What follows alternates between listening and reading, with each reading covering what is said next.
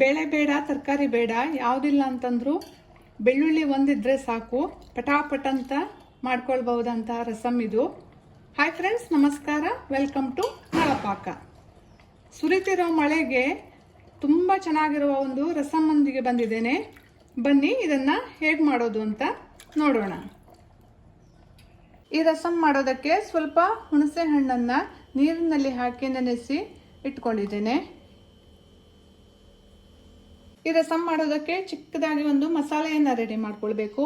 ಒಂದು ಬಾಣಲೆಯನ್ನು ಕಾಯೋಕಿಟ್ಟು ಅದಕ್ಕೆ ಸ್ವಲ್ಪ ತೆಂಗಿನೆಣ್ಣೆಯನ್ನು ಹಾಕ್ಕೊಂಡಿದ್ದೇನೆ. ಎಣ್ಣೆ ಬಿಸಿ ಆಗ್ತಿದ್ದಾಗೆ ಅದಕ್ಕೆ ಒಂದೆರಡು ಕೆಂಪು ಮೆಣಸನ್ನು ಕಟ್ ಮಾಡಿ ಹಾಕ್ಕೊಂಡಿದ್ದೇನೆ. ಇದನ್ನು ಸ್ವಲ್ಪ ಚೆನ್ನಾಗಿ ಹುರ್ಕೊಳ್ಬೇಕು. ಈಗ ಇದಕ್ಕೆ 1 ಟೀ ಸ್ಪೂನ್ ಅಷ್ಟು ಜೀರಿಗೆಯನ್ನು ಹಾಕ್ಕೊಳ್ತಾ ಇದ್ದೇನೆ.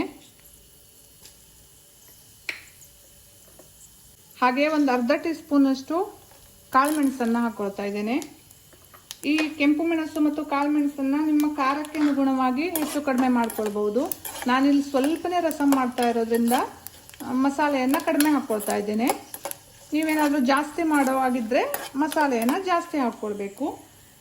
ಈಗ ಇದಕ್ಕೆ ಕರಿಬೇವಿನ ಎಲೆಗಳನ್ನು ಹಾಕ್ಕೊಳ್ತಾ ಇದ್ದೇನೆ. ಇದನ್ನು ಚೆನ್ನಾಗಿ ಹುರ್ಕೊಳ್ಬೇಕು.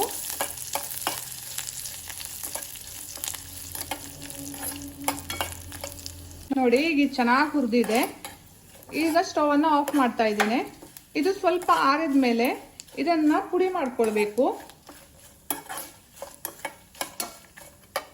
ಇನ್ನೊಂದು ಪಾತ್ರೆಯನ್ನು ತೆಗೆದುಕೊಂಡು ಅದಕ್ಕೆ ನೆನೆಸಿಟ್ಟಿರುವಂತಹ ಹುಣಸೆ ಹಣ್ಣಿನ ಪಲ್ಪನ್ನು ಸೇರಿಸ್ಕೊಳ್ತಾ ಇದ್ದೇನೆ.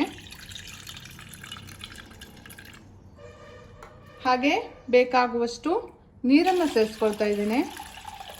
ನೀವು ಎಷ್ಟು ರಸಮನ್ನು ಮಾಡ್ಕೊಳ್ತೀರೋ ಅದನ್ನು ನೋಡಿಕೊಂಡು ನೀರನ್ನು ಸೇರಿಸ್ಕೊಳ್ಳಿ. ಹಾಗೆ ರುಚಿಗೆ ತಕ್ಕಷ್ಟು ಉಪ್ಪು,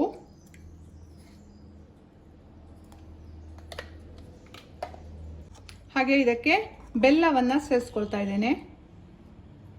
ಬೆಲ್ಲವನ್ನು ನೀವು ನೋಡ್ಕೊಂಡು ಹಾಕ್ಕೊಳ್ಳಿ. ಉಪ್ಪು ಮತ್ತು ಹುಳಿ ಎಲ್ಲ ಬ್ಯಾಲೆನ್ಸ್ ಆಗೋ ಥರ ಸ್ವಲ್ಪ ಬೆಲ್ಲವನ್ನು ಹಾಕ್ಕೊಳ್ಬೇಕು.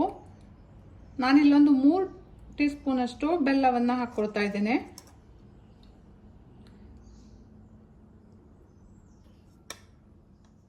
ಇದನ್ನು ಚೆನ್ನಾಗಿ ಮಿಕ್ಸ್ ಮಾಡ್ಕೊಳ್ಬೇಕು. ತುಂಬಾ ಸುಲಭವಾಗಿ ಮಾಡ್ಕೊಳ್ಳುವಂತಹ ರಸಮ್ ಇದಾಗಿದೆ. ತುಂಬಾ ಟೇಸ್ಟಿಯಾಗೂ ಇರುತ್ತೆ. ಹುಳಿ ಹುಳಿ ಖಾರವಾಗಿ ತುಂಬ ಚೆನ್ನಾಗಿರುತ್ತೆ. ಈಗ ಇದನ್ನು ಕುದಿಸ್ಕೊಳ್ಬೇಕು. ನೋಡಿ, ಇದನ್ನು ಕುದಿಲಿಕ್ಕೆ ಇಟ್ಟಿದ್ದೇನೆ. ಇದು ಕುದಿತಾ ಇರಲಿ, ಅಲ್ಲಿ ತನಕ ಮಸಾಲೆಯನ್ನು ರುಬ್ಕೊಂಡು ಬರ್ತೇನೆ.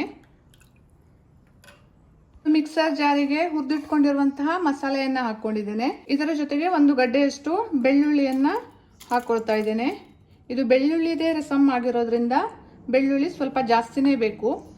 ಈಗ ಇದನ್ನು ನೀರನ್ನು ಹಾಕದೆ ಹಾಗೆ ರುಬ್ಕೊಳ್ತೇನೆ. ನೀವು ಇದನ್ನು ಕುಟ್ಟಾಣಿಯಲ್ಲಿ ಸಹ ಕುಟ್ಟಿ ಪುಡಿ ಮಾಡ್ಕೊಳ್ಬಹುದು. ನಾನು ರುಬ್ಕೊಳ್ತಾ ಇದ್ದೇನೆ. ನೋಡಿ, ಈಗ ರಸಮ್ ಕುದೀತಾ ಇದೆ. ಈಗ ಇದಕ್ಕೆ ರುಬ್ಬಿಟ್ಕೊಂಡಿರುವಂತಹ ಈ ಮಸಾಲೆಯನ್ನು ಸೇರಿಸ್ಕೊಳ್ತಾ ಇದ್ದೇನೆ.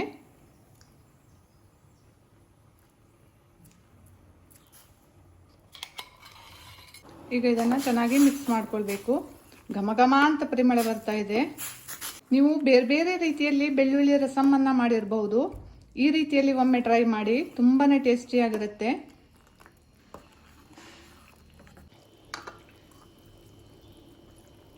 ನೋಡಿ, ಈಗ ಚೆನ್ನಾಗಿ ಕುದೀತಾ ಇದೆ. ಈಗ ಇದಕ್ಕೆ ಹೆಚ್ಚಿಟ್ಕೊಂಡಿರುವಂತಹ ಕೊತ್ತಂಬರಿ ಸೊಪ್ಪನ್ನು ಹಾಕ್ಕೊಳ್ತಾ ಇದ್ದೇನೆ. ನನ್ನ ಈ ರೆಸಿಪಿ ಇಷ್ಟ ಆದರೆ ಲೈಕ್ ಮಾಡಿ, ಶೇರ್ ಮಾಡಿ, ಕಮೆಂಟ್ ಮಾಡಿ ಹಾಗೂ ಸಬ್ಸ್ಕ್ರೈಬ್ ಮಾಡಿ. Thank you.